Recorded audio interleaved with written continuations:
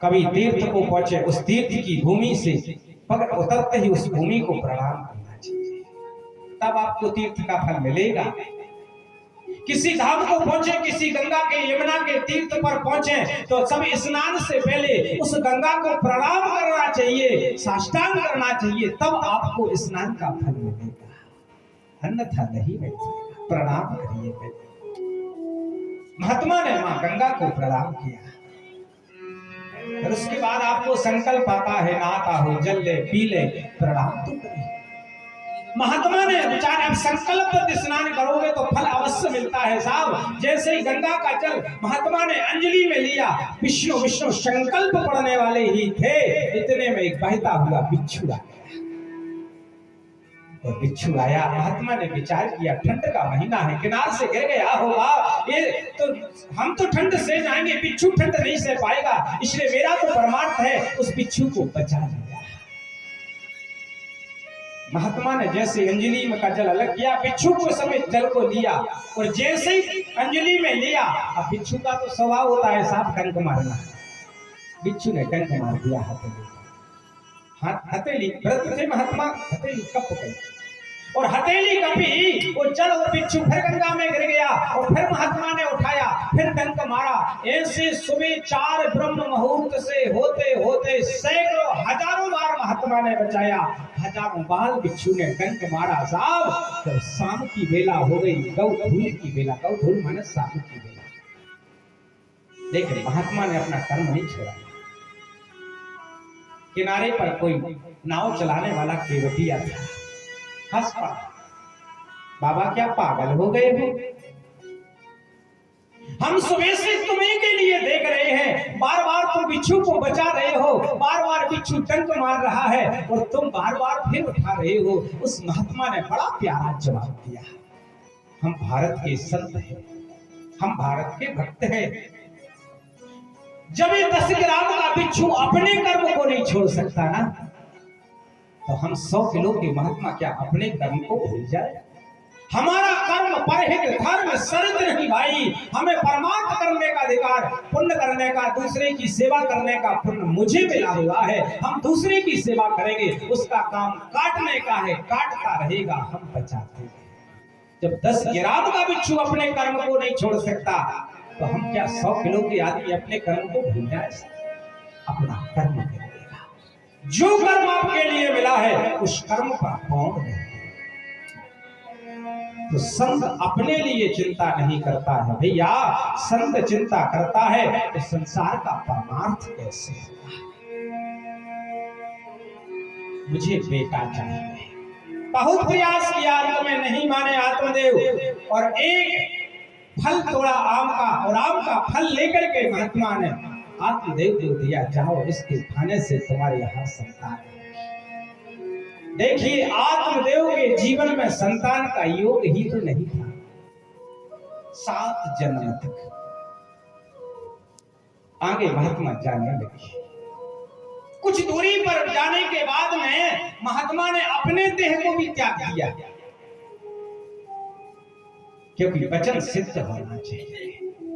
उस अपने देह के प्राण की आत्मा निकली और जाकर के उस फल के रूप में प्रवेश कर गई, और वह फल आत्मदेव लेकर के जा रही है।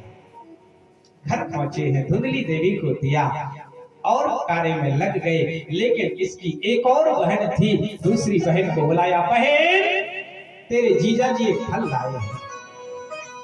मजाक खाने लगे, क्या फल खाने से कभी संतान होती है?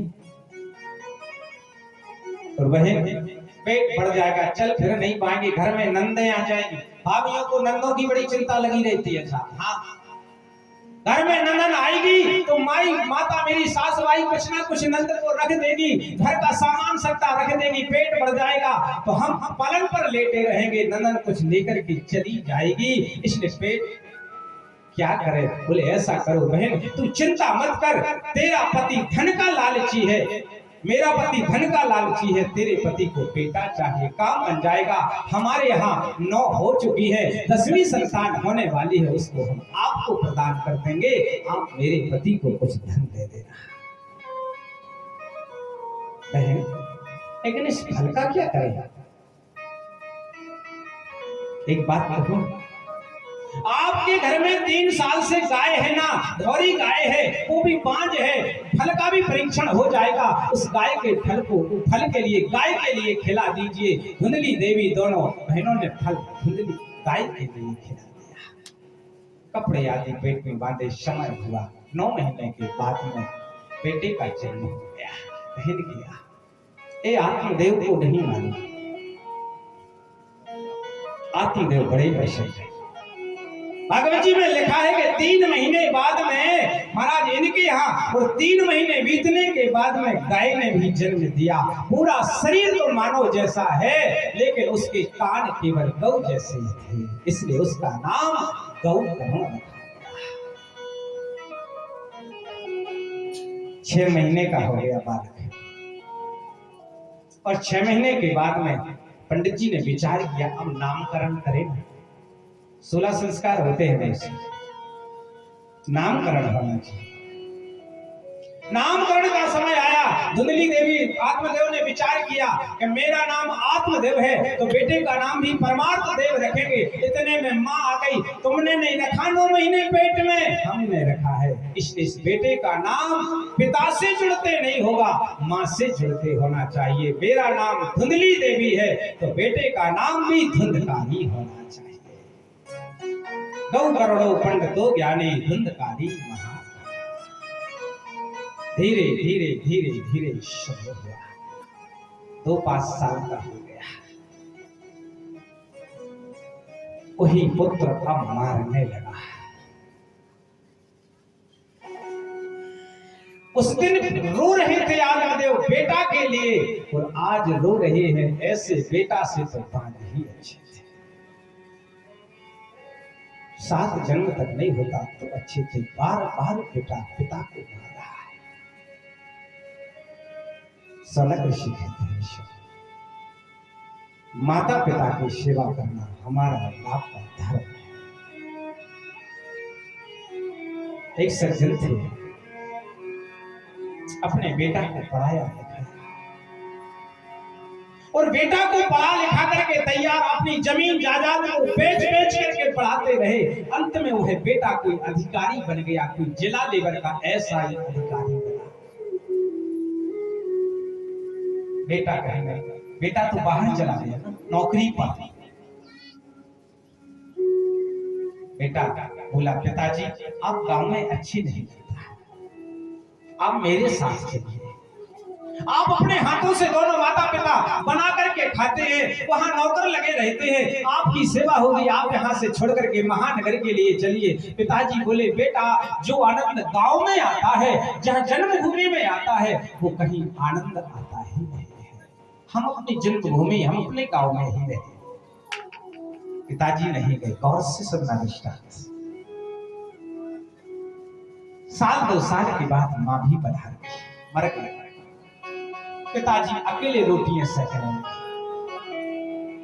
रोटी सेकते सेकते बेटा आया। बहू बोले, नहीं पिताजी अब नहीं आप रह सकते हैं, इस जायदाद को बेचो, जो करना है करें। आप मेरी गाड़ी में बैठे हुए महानगर के लिए चले, जहां हम रहते हैं वहां चलना, उस कोठी पर ले गए। पिताजी को लेकर के बेटा चला गया। बहू चालाक थी। बहू ने विचार किया कि 3-4 मंजिल का मकान था ना, बोले पिताजी का डेरा कहां कर दिया जाए। तो बहू विचार करने लगी, सबसे नीचे वाले खड्डे में कर दो, दरवाजे पर 4 पाई डाल दो, कम से कम एक नौकर की वेतन तो बचेगी, बुढ़ा देखता रहेगा। एक रात कटी, बढ़ापा होता है ना, खकार भी गिरती है, थोक भी जाता है, गंदगी हो गई। ओहो, इस बुढ़े को तो एक आदमी सफाई के लिए जाना पड़ेगा। बहू की कृपा से साहब उस पिता के लिए 4थी मंजिल पर भेज दिया। 4थे खंड पर भेज दिया गया तो एक घंटी रख दी बेटा, पिताजी आपको पानी पीना पड़े, चाय पीना पड़े, दूध पीना पड़े, नाश्ता भोजन करना पड़े, इस घंटी को बजाना। घंटी बजाओगे नौकर और हम लेकर के उपस्थित हो जाएंगे। बहू तो सेवा नहीं करती थी, लेकिन पुत्र सेवा करता था। एक दिन सेवा करते करते करते वह बेटा वो घंटी जेब में धर करके और ऑफिस के लिए गया। यहाँ पिताजी भूख और प्यास से प्राण निकलने लगे। अब नौकरों ने सोचा घंटी बजेगी तब तो बाबा को चाय लेकर के जाए। बहू ने भी सोचा घंटी नहीं बजी, बाबा को कोई खाने पीने की इच्छा नहीं है। साहब वह भूख और प्यास से अंतिम सांस गिरने लगा। जब वह बेटा 4 बजे ऑफिस से लौट करके आया, बहू से पूछी क्यों बाबा को कुछ भेजा? बोले कुछ नहीं भेजा, आज घंटी बजी नहीं। बेटा बोला घंटी कहाँ बजेगी, घंटी तो मेरे जेब में रखी है। वह दोनों बहू लड़के दौड़ते दौड़ते पिताजी की चौथी मंजिल पर पहुंचे और जैसे चौथी मंजिल पर पहुंचे भैया तो पिताजी 4 से जमीन पर पड़े हुए हैं, आंखों से आंसू कह नहीं पा रहे। रोते रोते पिता को बेटा ने उठाया, अपनी गोद में रखा और पिताजी के आंसुओं को पोंछा, मुंह में जल डालने लगा। अंत में पिताजी ने अपने दोनों हाथों को उठाया। बहू ने भी जल्दी से नीचे बाबा आशीर्वाद दे रहे हैं। एक बेटे के ऊपर हाथ रखा, दूसरी रोते हुए पिता ने बेटे के ऊपर हाथ रखा, दायां हाथ बहू के ऊपर रखा और मरते मरते रोते रोते प्रार्थना करने लगा, बेटा हम भूख और प्यास से प्राण निकाल रहे, हमने गरीबी पाल करके तुम्हें पढ़ाया लिखाया, अपना सब कुछ सेवा करी, आज तुझे अंत में मेरी ये सेवा करी कि मुझे प्राण के निकलते समय जल में एक घूंट जल भी नहीं पहुंचा। वह रोते रोते पिता पुत्र वधुओं के ऊपर हाथ करके कह रहा है, हे भगवान तुमने मुझे चौथे मंजिल पर भेजा, भगवान करे तुम्हारे यहाँ भी एक बेटा है, तुमने मुझे चौथी मंजिल पर भेजा, अंतिम सांस में मिला नहीं, तुम्हें भी भगवान करे तुम्हारा बेटा हमसे ज्यादा सेवा करके तुम्हें 5वीं जैसी दशा मेरी हुई उससे 4वीं दशा आपकी होगी और उस पिता के प्राण। इस कथा का अर्थ समझिए, यदि हम माता पिता की सेवा करेंगे तो माता पिता हम यदि अपने माता पिता की सेवा करेंगे तो हमें भी तो भगवान ने संतान दी है, हमारी संतान हमारी सेवा करेगी। और माता पिता से बढ़कर के संसार में सब कुछ नहीं, सारे तीर्थ सारे धाम तो माता पिता में भी होते हैं। जो माता पिता की सेवा करते हैं साहब उनको तीर्थों का फल भी मिलता है, धाम का भी फल मिलता है, कथा का भी फल मिलता है। सब कुछ तो माता पिता की सेवा करना सबसे बड़ी सेवा है। कबीर ने कहा है माता पिता से बड़ी जग में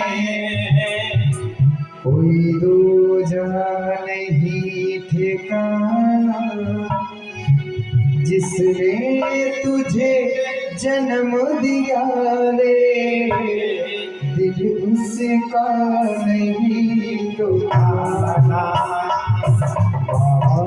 तुझसे बड़े जग में कोई दूजा नहीं खजाना, जिसने तुझे जन्म दिया है दिल उसका नहीं दुखाना।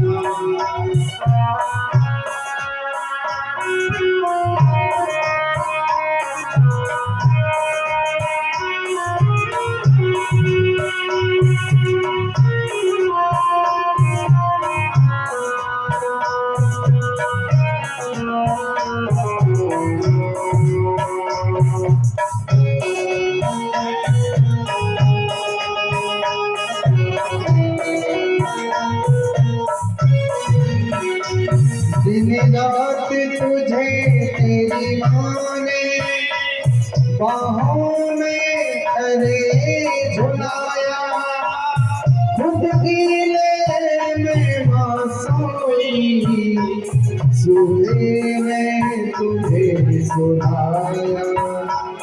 तो कोई भी दुख देकर तो कोई भी दुख देकर नाम भी बुलाना, जिसने तुझे जन्म दिया है दिल उसका नहीं दुखाना।